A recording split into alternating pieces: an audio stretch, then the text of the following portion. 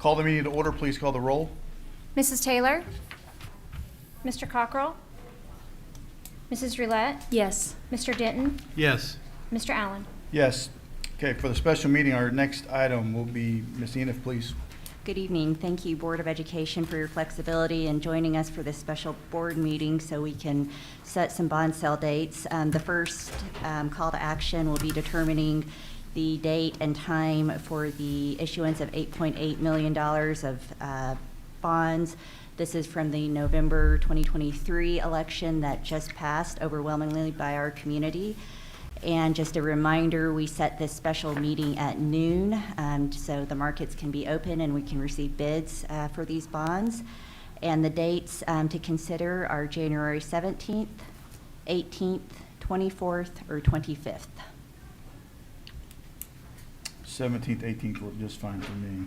Don't know what your all schedule Let me is. look at that. 18th would probably be better for me. Okay, Yeah, I would agree. I'm good with 18. okay. Hey, I'm good with 18th, so if we want to entertain a motion, do we need to make that motion? Please. Okay. Make a motion that we will set the bond sale date to January 18th At noon. I second. at noon. Sorry. I also second. Motion is second. Please call the roll. Mrs. Roulette? Yes. Mr. Denton? Yes. Mr. Allen? Yes. Next item, Ms. Enif. Next item is consideration of a date for issuing $13 million of bonds from our 2015 election, and the dates for consideration are February 7th, 8th, 13th, 14th, or 15th. 7, 8. Again, 13th would work great for me. You say 13th? Uh-huh. That's fine with me. I can make that work. 13th will work. So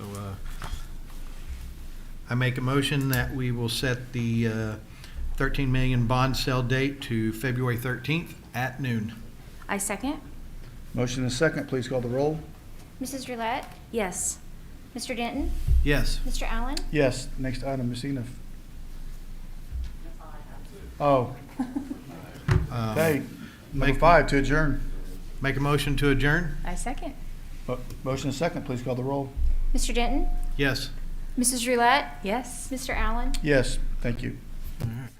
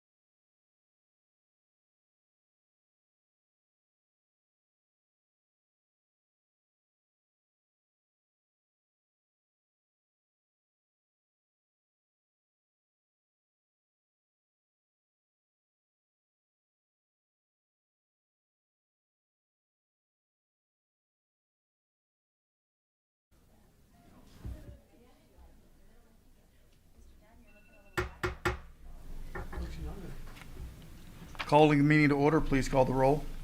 Mrs. Taylor? Mr. Cockrell? Mrs. Roulette? Yes. Mr. Denton? Yes. Mr. Allen? Yes. Next item is the moment of silence by Vice President, Mr. Jerry Denton. As we begin this meeting, let us pause for a 60-second moment of silence to reflect, meditate, pray, or engage in other silent activity.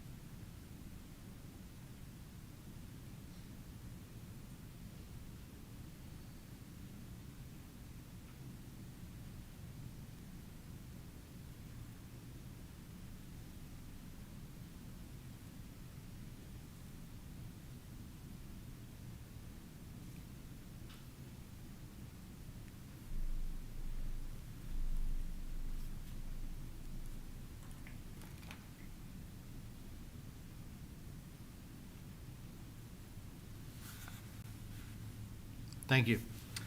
Next item will be the Pledge of Allegiance, led by Lily Boyd, a fourth grade student at Spring Creek.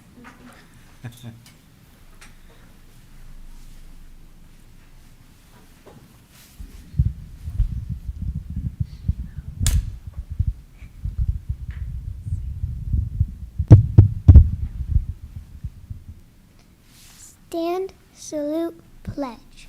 I pledge allegiance to the flag of the United States of America and to the republic for which it stands, one nation, under God, indivisible, for liberty and justice for all. Lily, we can barely see you. Hang on, let's see. Just need to just pull the microphone off. Yeah, you can pull the microphone Put on. you in concert. Come right out here. There you go. All There right. you go. Perfect. Now we can see. So tell us about your fourth grade year. You having a good year? Yes. What's your favorite thing to do at school? Hang out with my friends. That's the best, isn't it? What's your best subject? Reading. Reading. What's your favorite book you've read? The Babysitter's Club. The Baby's, yeah. Oh, good one. That's a famous one. You only have 2.5 weeks till winter break, and you're off for 2 weeks. Do you have any big plans? My birthday, Yeah. Hey, all right.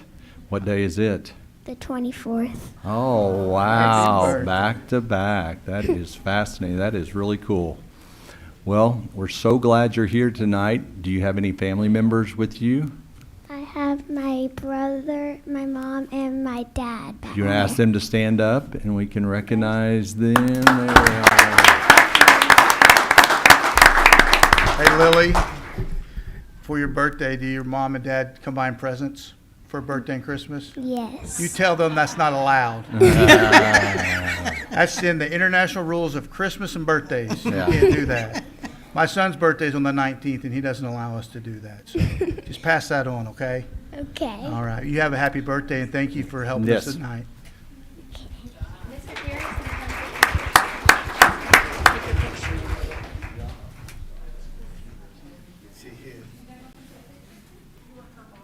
We're going to need you to come back next year, Lily, okay? Wow. Can you believe that?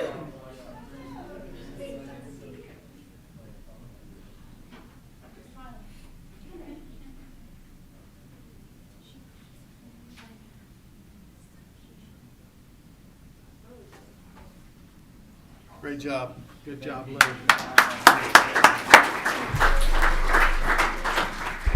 Lily, have a happy birthday.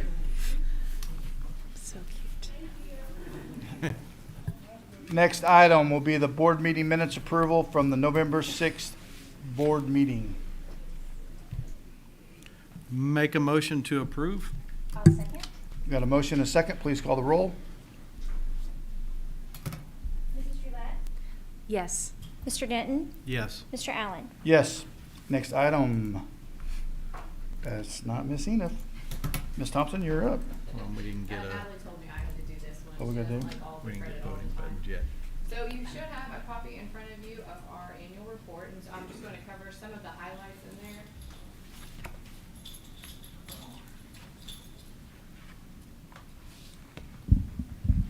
There we go. Perfect. So for those online that couldn't hear that, we are going over our annual report. The board has a copy of that. It's a shorter document than the one that Natalie will be covering in a little bit, but I did want to just cover a couple of things.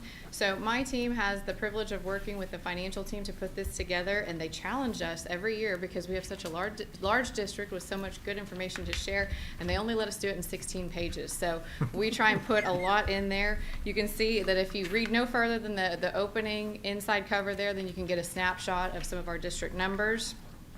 Moving on through pages about 2 through 5, we've got some highlights both of the academic year, of some of the people that we've honored in the previous year, the teacher of the year. Last year we celebrated a decade of pre-K, so we've highlighted that story.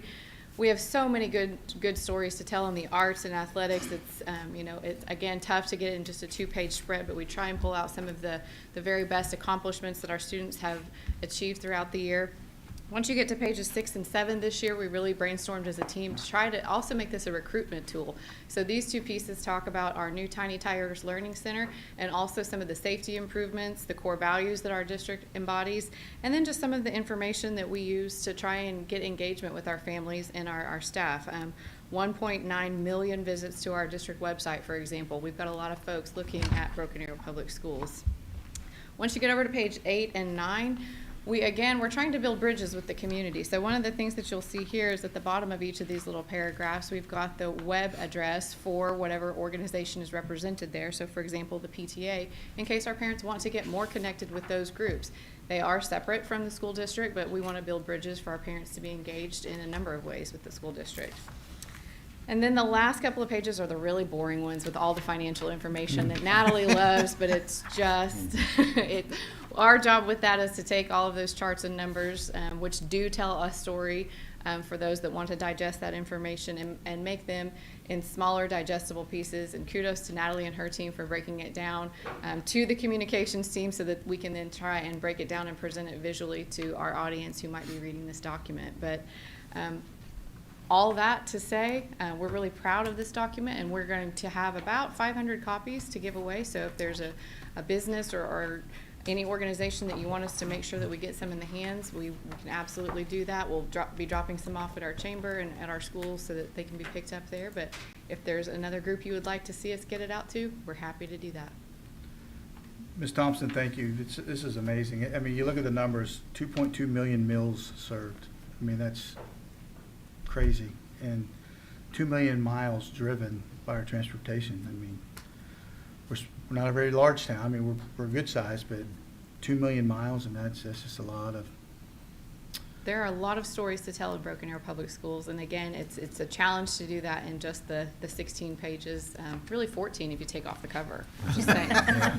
Well, and it's impressive too, with our wonderful support of the patrons here about our bond. I mean, 3 million square feet under a rooftop for that you guys have to maintain on a daily basis and operate. I mean, it's just.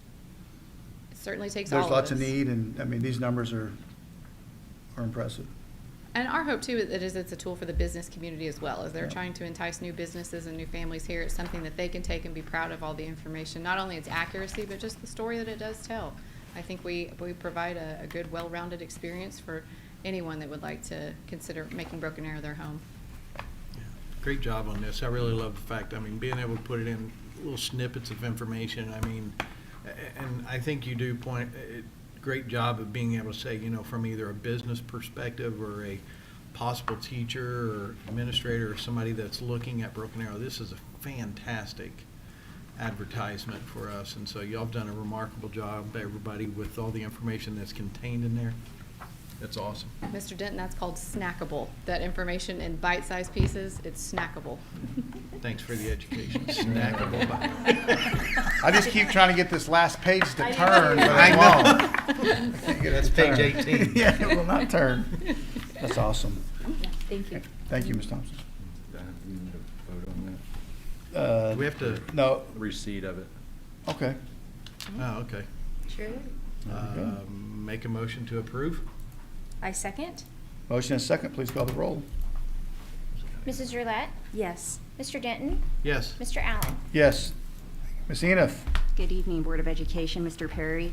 So the next item we have for discussion tonight is our annual comprehensive financial report known as the ACFR. It's our financial audit, and we have a representative from our audit firm, Jenkins and Kemper. Mr. Michael Kemper is here with us, and he'll go into some details in a moment. But just to kind of give you the overview, you have a copy at your seats of this very long, extensive report. It's kind of the antithesis of the PAFR because it's very detailed and has a lot of financial information. And again, is a collaboration not only with our wonderful communications team who did all of the design and layout and the photos, but all departments play a role into getting this report finalized. It's about a 6-month process, end to end.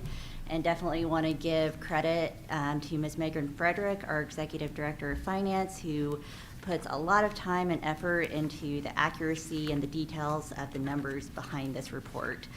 But again, just want to reiterate that this isn't just our financial audit. It serves as many departments have input and help into making sure this all comes into place, from child nutrition to our HR team to payroll. It's a very collaborative effort, and just really appreciate everyone's response and help in making this report come to fruition. And I'll ask Mr. Kemper to join me so he can go over some of the details that he'd like to share with you all.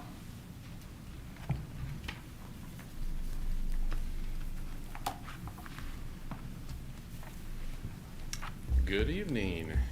As Natalie said, my name is Michael Kemper. I'm one of the partners with Jenkins and Kemper. And tonight I'm just going to kind of go over the independent auditor's report, briefly go over the federal programs that were selected for testing, and then any findings and question costs that we might have had. And then after that, if you all have any questions on anything I've gone over or haven't gone over, feel free to ask. So I'm going to start off with the ACFR. On page 24 is the independent auditor's report. And over the years, the AICPA has kind of moved things around on this report. Most recently, they've kind of moved the opinion paragraphs up to the very beginning, so you don't have to go too far to see the meat of the report.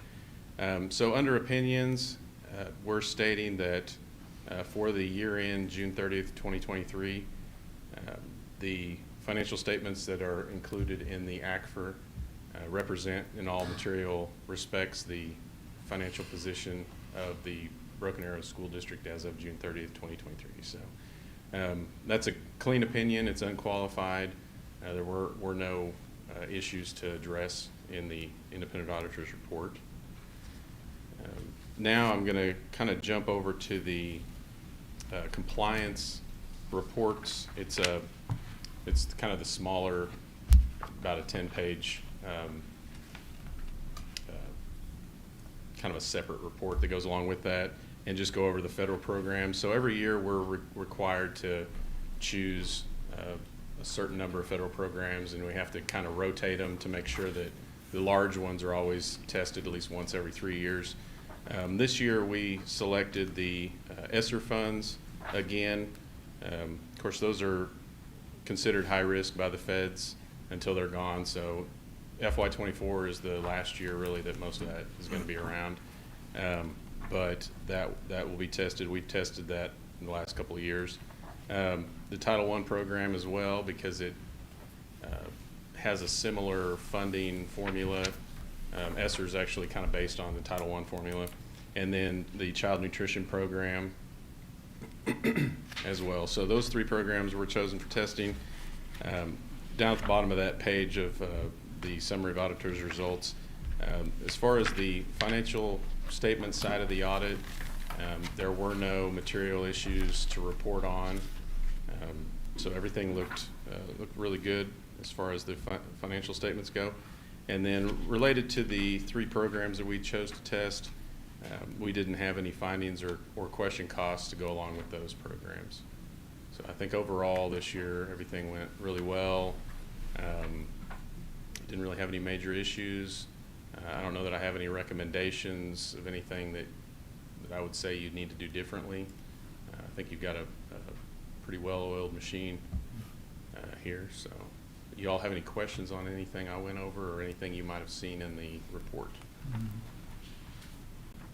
Not so far, but I mean, I think a great comment, you know, that at least gives me a little bit of comfort, it gives me a lot of comfort is having you all test the ESSER funds. I know, you know, there's been a lot of talk of, you know, either misrepresentation or misuse of those funds, and so testing that, I think, is a great choice by you all, and by confirming that all things look well there, so I'm glad to hear that part. Thank you. Mm-hmm. Any questions, discussion? Okay, No. thank you. So Entertain now a we- motion. Make a motion to approve? I'll second. Motion and a second, please call the roll. Mrs. Roulette, Yes. Mr. Denton, Yes. Mr. Allen, Yes. Next item, Mr. Dunn. Yes, sir. Good evening, Mr. Allen, Mr. Denton, Mrs. Roulette. This is an information-only item to let you know that the graduation date for the class of 2024 has been set for Monday, May 13th. It will return to Memorial Stadium on the high school campus. We have chosen also Tuesday and Wednesday, the 14th and 15th, as a tentative weather delay date, dealing with the spring weather that can be a problem. We did consider our AP testing schedule, end-of-year student activities around those last few weeks of school, project graduation, and then the tentative last day of school being the 16th. So wanted to bring that to your attention, and Mrs. Thompson and her team are ready to roll out a nice information. Mr. Dunn, in the future, or even in consideration of this, you know, when we're having that Memorial Stadium now, it seems like we're getting more participation by out-of-town parents and grandparents and siblings and all that.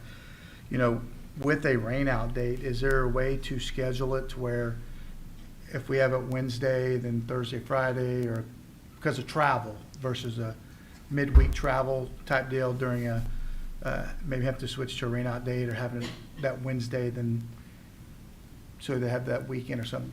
It just seems like in the middle of the week may be difficult or something if for traveling. Just something to consider possibly in the future. Yes, sir. Yeah, because that was brought up before when we had it at the high school as well. So early on, I believe, at the stadium. Yes, sir. Something to consider. Okay. Any other questions? No.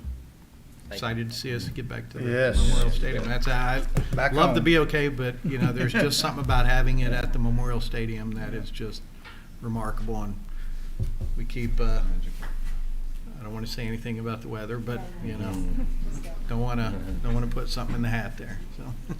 Mr. Perry, this might be your return to Memorial Stadium, isn't it?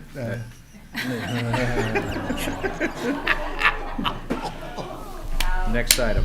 Hey, it's not all. It's fun. It's Mr. Perry, man. He's our leader. He's going to knock it out of the park. He's going to call me when we get done with this and get on the meeting. Thanks, Mr. Perry, I take that back. I apologize. All So, good. Next item, comments from the public. We have none. Next item will be the general consent, 10 through 46.